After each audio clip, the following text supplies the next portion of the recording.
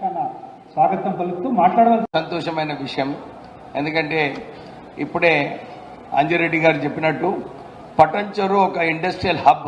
మన తెలంగాణ ప్రాంతంలో అన్నిటికన్నా పెద్ద ఇండస్ట్రియల్ ఏరియా అంటే మన పటంచెరు. నేను 1986లో మా ఫస్ట్ ఫ్యాక్టరీ ఇక్కడ పటంచెరు ఎలమలలో స్థాపించడం జరిగింది.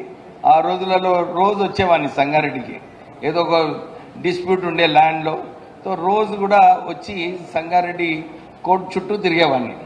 సో ఈరోజు సంతోషమైన విషయం ఏంటంటే ఈ రిజిస్ట్రేషన్ ఆఫీస్ ఇక్కడ పెడుతున్నారు.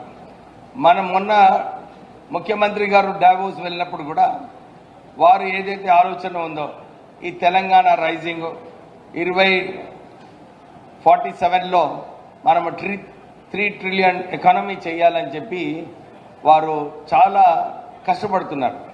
మన దేశం కూడా ఇప్పుడు ప్రపంచంలోనే 4వ స్థానంలో ఉంది, 3వ స్థానంకి వచ్చే అవకాశాలు ఉన్నాయి. సో అక్కడ డావోస్లో మాట్లాడేటప్పుడు అందరు కూడా ఇదే చెప్పినారు, ఈ దేశం ముందుకు వెళ్ళాలంటే మనం ఈ ల్యాండ్ తగాదాలు, ఈ భూ తగాదాలు ఏదైతే ఉన్నాయో ఈ తగాదాలు తక్కువ చేసే అవసరం ఉంది భారతదేశంకి అని చెప్పి అందరు కూడా సూచన ఇచ్చినారు. దాని ప్రకారంగానే మీ అందరికీ తెలుసు, టీఆర్ఎస్ ప్రభుత్వంలో ధరణి ఎప్పుడైతే ప్రారంభించారో, ధరణి ప్రారంభించిన తర్వాత అక్కడ చాలా ప్రొహిబిషన్ లో పెట్టి చాలామంది దందాలు చేయడం జరిగింది.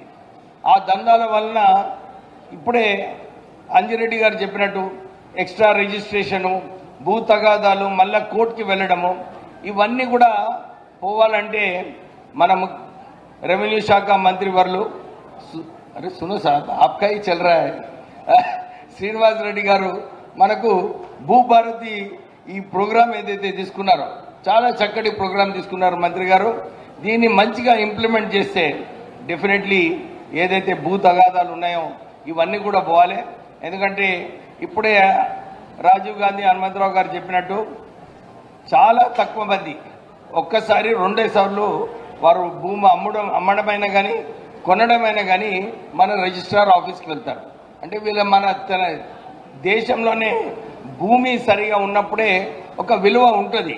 సో మనం వాళ్ళందరికీ కూడా క్లియర్ టైటిల్ ఇచ్చే బాధ్యత రాష్ట్ర ప్రభుత్వం ఉంటుంది.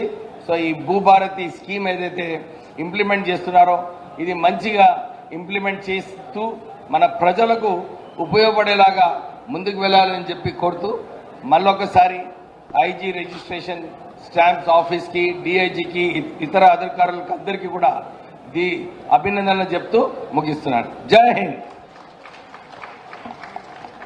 ధన్యవాదాలు సార్. ఇప్పుడు మనం అందరము ఎదురు చూస్తున్నటువంటి